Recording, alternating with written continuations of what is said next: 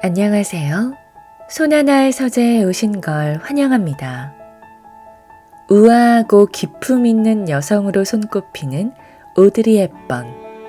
그는 단순히 예쁘기만 한 것이 아니라 우아한 매력을 지녀 많은 이들에게 사랑받았는데요. 세월이 흘러 나이가 들어서도 아름다운 자태를 잃지 않아 놀라움을 안겨주었습니다. 오늘은 오드리 헵번처럼 이 책에서 아름답게 나이 드는 오드리 헵번의 비법을 알아보겠습니다. 같이 읽어볼까요?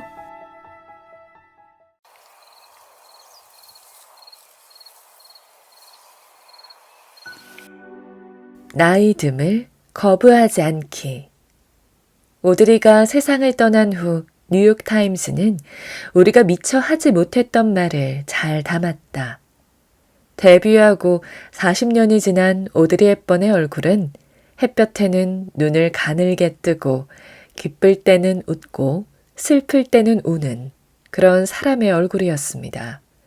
이마는 약간의 주름을 보였고 눈가에는 좀 더 많은 주름이 있었으며 날카롭던 턱선은 훨씬 부드러워졌습니다. 그녀는 풍만해 보이려 노력하지 않았던 것처럼 젊어 보이려고 애쓰지 않았습니다. 63살. 그 나이처럼 보이는 것을 거부하지 않았습니다. 자신의 실제 나이보다 어려 보이려고 노력하는 사람들보다 멋지고 아름답게 살아온 것입니다. 안타까운 건 그녀가 우리 곁에 좀 더 오래 머물렀다면 우리 모두에게 멋지게 나이 드는 법을 가르쳐 주었을 거라는 점입니다. 세월이 흐르면 당신은 자신의 변화된 모습을 마주하게 될 거예요. 그리고 현실을 직면해야 하죠. 평생 18살로 살 수 없다는 걸 스스로 인정해야 하고 늘어난 주름과 흰머리를 보며 받을 충격도 미리 대비해야 해요. 나이가 든다는 것이 두렵지 않아요. 그리고 그걸 두려워할 필요조차 없었으면 해요. 나는 지금 있는 그대로의 내 삶이 좋아요.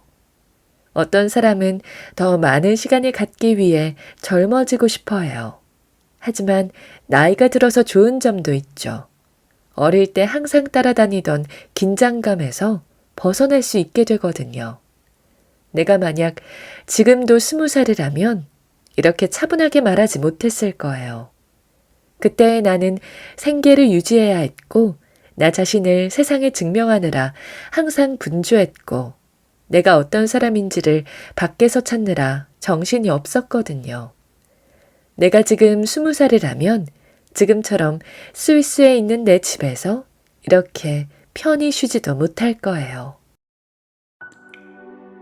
나만의 스타일 찾기. 오드리 스타일은 그 자체로 발전한 것과 동시에 기존 패션을 부정하고 재해석했다. 심지어 오페라 가수 마리아 칼라스조차도 그녀를 모델로 삼았다. 오드리의 옷은 디자이너와 그녀가 머리를 맞대고 만들어낸 철학의 산물이었다. 발렌시아가가 시작했고 지방시가 완성한 오드리 스타일은 세상에 큰 영향을 주었다.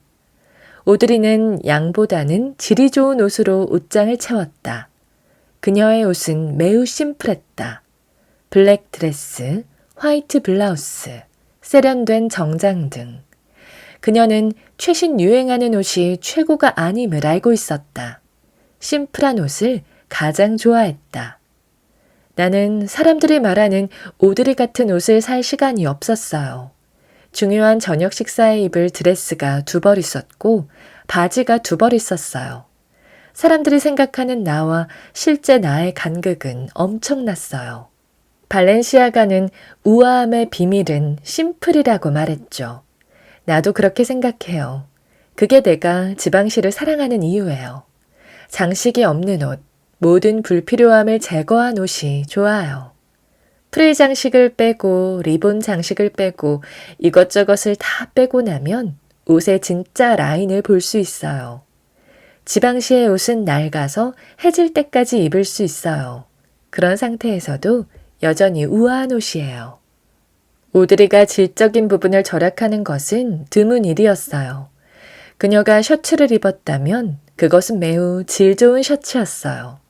오드리는 특히 간결하고 심플한 걸 좋아했는데 옷뿐만 아니라 정원을 가꾸든 요리를 하든 무엇을 하든 항상 심플함을 추구했어요.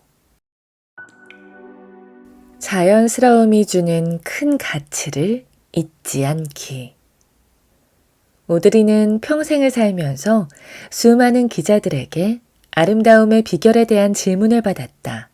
전 세계 여성들은 오드리처럼 되고 싶어 했다.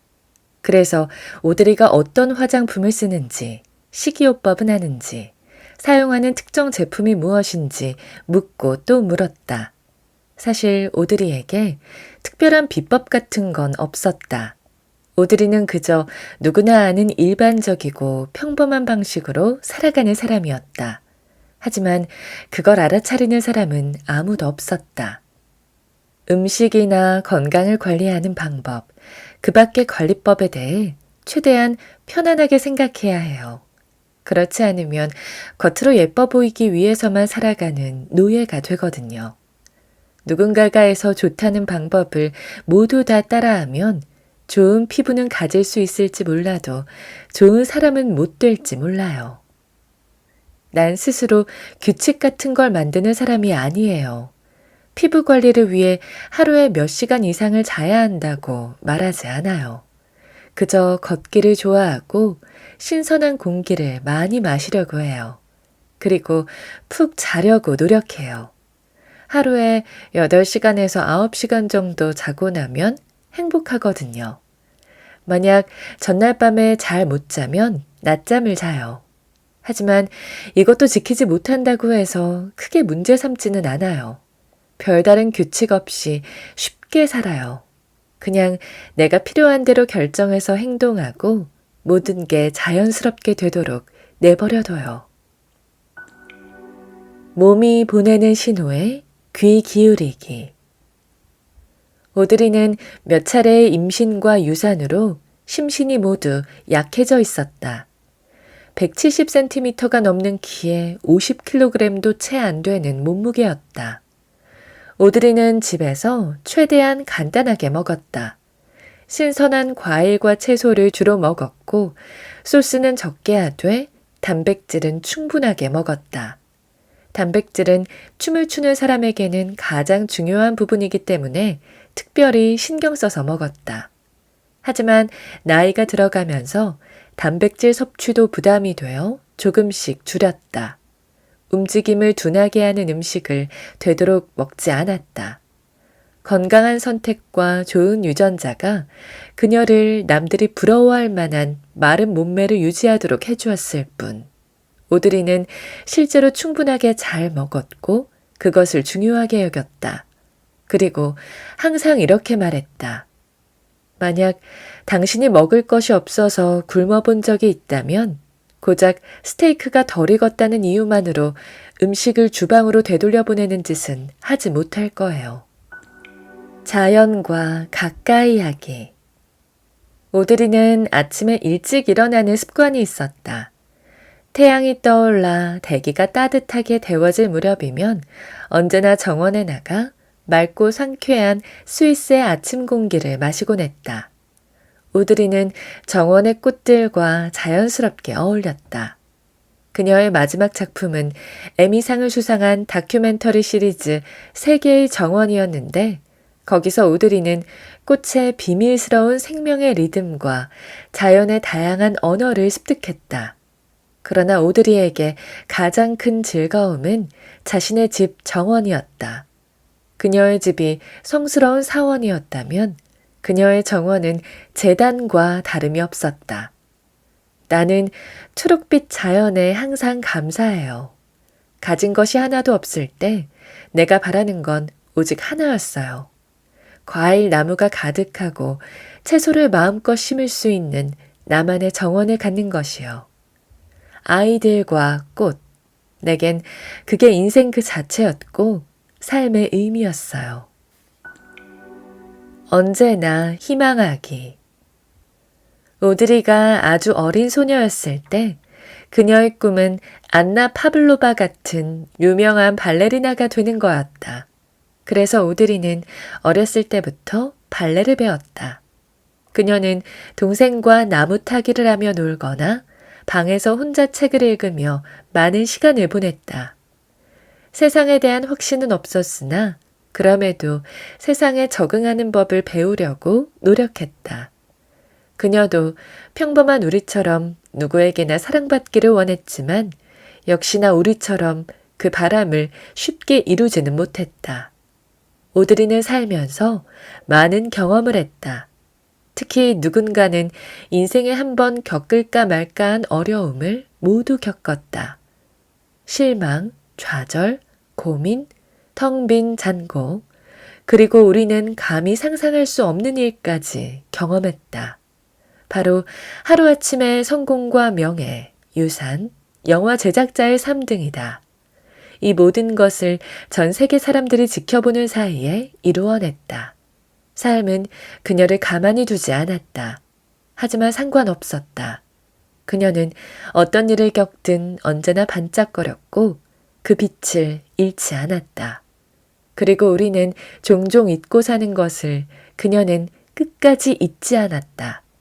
인생은 그 자체로 엄청난 기회라는 사실을 말이다. 오늘 하루를 위해 사는 것보다 더 중요한 건 오늘을 귀하게 여기는 태도예요. 오늘이라는 이 순간은 그저 물리적인 시간일 뿐이에요. 어느 날 문득 깨달았어요. 대부분의 사람들은 우리가 살아있다는 것 자체의 소중함은 잊고서 그저 오늘 하루 열심히 라는 말만 외치며 존재했다는 것을요. 하루를 골라서 그날을 끝까지 완벽하게 즐겨봐요. 그 하루 속 모든 시간 동안 다가오는 사람들을 그대로 인정하고 받아들이세요. 과거는 지금 이 순간을 살아가는 것에 감사할 수 있게 해줘요. 미래는 깊게 생각하지 않아요. 아직 오지 않은 미래를 걱정하느라 지금 이 순간을 망치고 싶진 않거든요. 만약 내일 당장 내 인생에 어려움이 닥친다면 나는 운이 좋았을 때의 기쁨, 흥분, 그리고 그 가치를 떠올릴 거예요. 물론 아이를 잃고 아버지가 집을 떠난 일처럼 슬픈 일도 있었지만 기뻤던 순간들만 떠올려도 충분해요. 그 기억만으로도 버틸 수 있어요. 지금 이 순간 소중한 것에 집중하기. 오드리는 여러 해 동안 가족과 함께 있고 싶다는 자신의 욕구와 그녀를 스크린에서 보고 싶어하는 세상의 요구 사이에서 균형을 맞추기 위해 많은 노력을 했다. 스스로 영화계를 완전히 떠나겠다고 결정할 때까지 그녀는 꾸준히 노력했다. 5번째 오스카상 후보에 오른 영화 어두워질 때까지를 촬영할 때의 일이다. 당시 오드리는 이제 막 7살이 된 아들 숀과 오랫동안 떨어져 지내야 했는데 그게 너무 가혹하게 느껴졌다. 그녀는 뭔가 변화가 필요하다고 생각했고 곧 결심을 실천에 옮겼다. 그 2년이라는 시간 동안 그녀는 많은 일을 겪으며 이혼을 했고 새로운 사람을 만나 재혼을 했으며 둘째 아들 루카를 낳았다. 그리고 가족과 함께하기 위해 할리우드를 떠났다. 사람들은 10년 가까이 스크린에서 그녀를 볼 수 없었고 그 결정은 그녀가 평생 한 일 중 최고의 결정이었다. 살면서 가장 끔찍한 일은 내가 놓친 좋은 기회. 그때 이렇게 했으면 어땠을까? 하고 죽기 전에 후회하는 거예요. 먼 훗날 내 인생을 되돌아볼 때 내가 출연했던 영화는 생각이 나는데 나의 아이들에 대한 기억이 별로 없다면 그것만큼 슬픈 게 있을까요? 아이들이 자라는 것을 지켜보는 것보다 더 즐겁고 신나고 보람되는 일은 없어요. 여러분도 기억하세요. 아이들이 자라는 것을 보는 기회는 그때 한 번뿐이라는 걸요. 내가 바라는 최고의 삶은 행복한 일과 행복한 인생의 조화예요. 단 한 가지 내가 두려웠던 것은 나중에 내 인생을 돌아봤을 때 그저 영화만 남는 것이었어요. 일은 언제까지고 할 수 없을 수도 있지만 가족은 언제나 나와 함께 할 테니까요. 상처받는 것을 두려워하지 않기. 오드리도 다른 사람들과 마찬가지로 많은 상처를 가지고 있었다. 어떤 상처들은 감당하기 힘들 정도로 깊게 파인 것이었다. 그녀는 이혼 가정에서 자랐고 전쟁을 겪으며 자랐다. 그런데도 오드리는 사랑하는 데는 거침이 없었다. 의심 없이 사랑하고 온 마음을 바쳐 사랑했다. 유산과 실패한 결혼, 사랑하는 사람을 잃는 슬픔을 겪기도 했고 사랑하는 사람에게 실망도 했지만 이 모든 것은 그만큼 가치가 있는 일이었다. 오드리가 맡은 배역도 마찬가지였다. 사브리나에서 내가 연기했던 사브리나 페어차일드는 동화 속에 사는 몽상가였어요. 낭만적이고 구제불능이라고 불릴 정도로 사랑꾼이었어요. 나처럼요. 그래서 나는 그녀를 비난할 수 없어요. 내가 먼저 질게 뻔하거든요. 나는 낭만적인 사람이에요. 낭만을 빼면 인생에서 중요한 게 있나요? 함께 할 땐 언제나 행복하기. 같은 웃음이라도 비웃음은 비열한 것이지만 함께 웃는 웃음은 마술과 같다. 특히 오드리와 함께라면 더 특별한 마술이 된다. 잘 웃는 사람은 친구를 빨리 만든다. 그녀의 유머 감각은 대중에게 잘 알려지지 않았지만 친구들은 잘 알고 있었다. 그건 사람들을 더 가까워지게 만드는 그녀의 마법이었다. 최악의 상황일 때도 그녀는 항상 사람들을 웃게 하기 위해 농담을 던지곤 했다. 나는 날 웃게 하는 사람들을 사랑해요. 솔직히 말하면 내가 가장 좋아하는 건 웃음이에요. 웃음은 많은 질병을 치료해주죠. 어쩌면 사람에게 가장 중요한 것일지도 몰라요. 혼자만의 고독 즐기기. 오드리는 천성적으로 내성적이고 부끄러움이 많았다. 그래서 어린 시절 오드리는 친구를 새로 사귀는 걸 굉장히 어려워했다. 아버지는 곁에 없었고 어머니는 엄격했으며 한창 전쟁 중이던 시절이었다. 오드리는 다른 사람들과 시간 보내는 것도 좋아했지만 그보다 책을 읽고 오래 산책하며 음악을 듣고 꽃을 가꾸는 걸 더 좋아했다. 그녀는 고요함에서 고독을 느꼈고 그걸 좋아했다. 그래서 할리우드에서 오드리는 외톨이로 불리기도 했다. 그녀는 파티나 저녁 모임에 나가는 대신 집에서 시간 보내는 것을 더 즐겼다. 직접 말한 적은 없지만 오드리는 자신의 인생이 어떻게 흘러가든 어떤 시련이나 상황이 와도 이겨낼 수 있을 것이라는 사실을 알고 있었다. 그녀는 진정으로 고독을 즐길 줄 알았다. 나는 혼자 있는 시간이 필요해요. 토요일 밤부터 월요일 아침까지 집에서 혼자 시간을 보내면 정말 행복해요. 그게 바로 내가 재충전하는 방법이에요. 나의 유년기는 아주 짧았고 친구도 별로 없었어요. 평범한 10대 소녀의 즐거움은 찰나였고 안전함도 느끼지 못했죠. 이런 내가 내성적인 사람이 된 게 그렇게 놀라울 일인가요?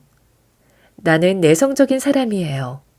혼자 있는 시간을 사랑하고 혼자 외출하는 걸 좋아하고 강아지랑 오래도록 산책하며 나무와 꽃, 하늘을 바라보는 일을 사랑해요. 혼자 있는 것으로 나는 에너지를 재충전해요. 대중 속에서도 깊은 고독을 느낄 수 있어요. 어려운 상황에 혼자 있으면 뭐든지 무섭게 느껴지죠. 다행스럽게도 나는 혼자 있는 걸 좋아해서 혼자라는 게 전혀 문제가 되지 않아요.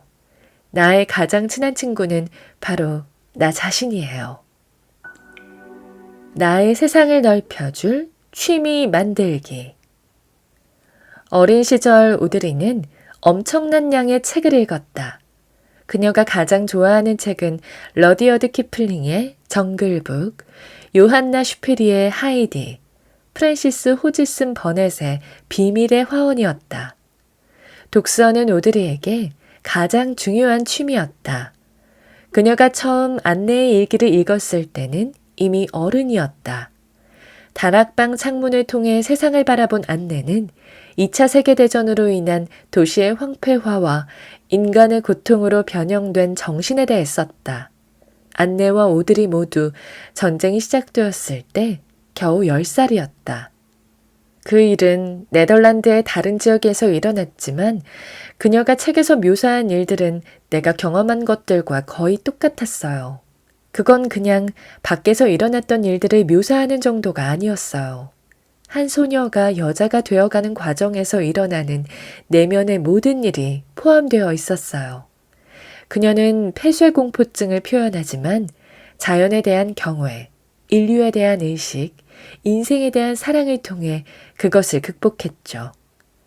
사람들은 모두 두려움을 가지고 있지만 그것은 대부분 멀리 있어서 잘 알지 못해요. 겪어보지 못한 죽음을 두려워하고 암에 걸리지 않을까 걱정하며 일어나지 않은 일을 상상하고 근심하죠. 하지만 나는 인간이 느끼는 두려움이 차갑게 식어버리는 순간을 알고 있어요. 나는 그것들을 직접 보았고 느꼈고 들었어요. 나는 책을 읽기 시작할 때 무슨 내용인지 모르는 상태에서 책을 펼쳐요. 책을 읽고 나면 책을 읽기 전과 후로 나뉘는 기분이 들어요. 책은 나에게 아주 큰 영향을 끼치거든요. 소소하고 단순하게 살기. 집에서 오드리는 한 번에 한 가지 일을 하는데 집중했다. 그게 쇼핑이든 요리든 독서든 지극히 일상적이지만 살면서 정말 중요한 것들이었다. 그게 오드리가 사는 방식이었다. 그녀와 같은 감성을 지닌 그녀의 최고 동반자 로버트 월더스는 이렇게 말했다. 친구 중 몇몇은 우리더러 사회성이 없다고 했어요.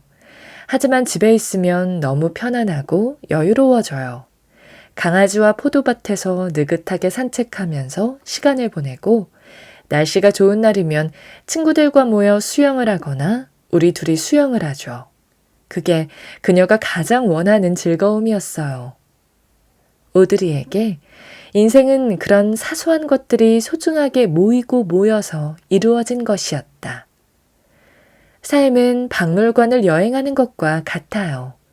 본 것을 확실히 흡수하고 생각하고 책을 찾아보며 진짜로 기억하는 데는 시간이 걸리죠. 왜냐하면 한 번에 그 모든 걸 받아들일 수 없기 때문이에요. 스위스에서 살았기 때문에 나는 남의 시선을 의식하지 않아도 됐고 오롯한 내가 될 수 있었어요. 사랑스러운 장미정원과 과수원이 있었고 그곳에서 나는 주로 잼과 젤리를 만들었어요. 사랑을 베푸는 사람이 되기. 오드리도 다른 사람들처럼 사랑받는 것을 좋아했다. 하지만 받는 것에 그치지 않고 훨씬 더 많은 것을 했다. 자신이 받은 것 이상으로 주변에 사랑을 베풀었다. 아내와 어머니로서 그녀는 헌신적이고 세심하게 마음을 썼다. 친구로서는 의리 있고 친절했으며 여배우로서는 앞서 언급한 모든 것을 다 보여줬다. 오드리의 어머니는 항상 그녀에게 너그러움을 가르쳤다.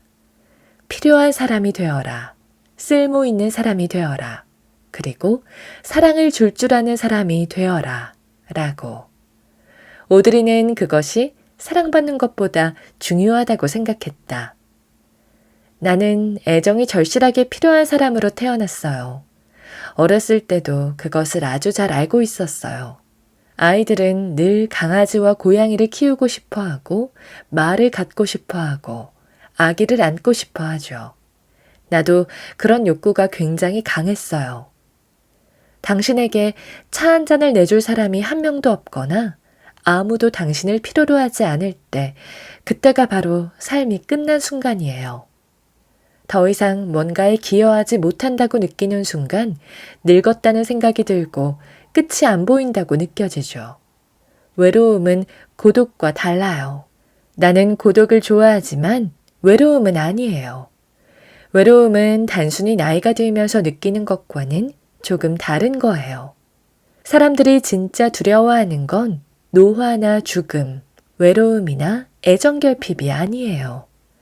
사람들이 진정으로 찾고 싶은 건 살면서 느끼는 애정, 외로움, 그리고 놓친 것들의 균형 같은 거예요. 어제보다 오늘 더 나아가기. 오드리의 경력은 예술을 창조하는 데 쓰였고 그녀의 인기는 인류애를 창조하는 데 쓰였다. 사람들은 그녀가 스크린을 통해 보여준 우아하고 연약한 모습을 좋아했다. 그녀는 헌신적인 어머니로서, 열성적인 아내로서, 그리고 사랑을 베풀 줄 아는 친구로서 집에서 많은 시간을 보냈다.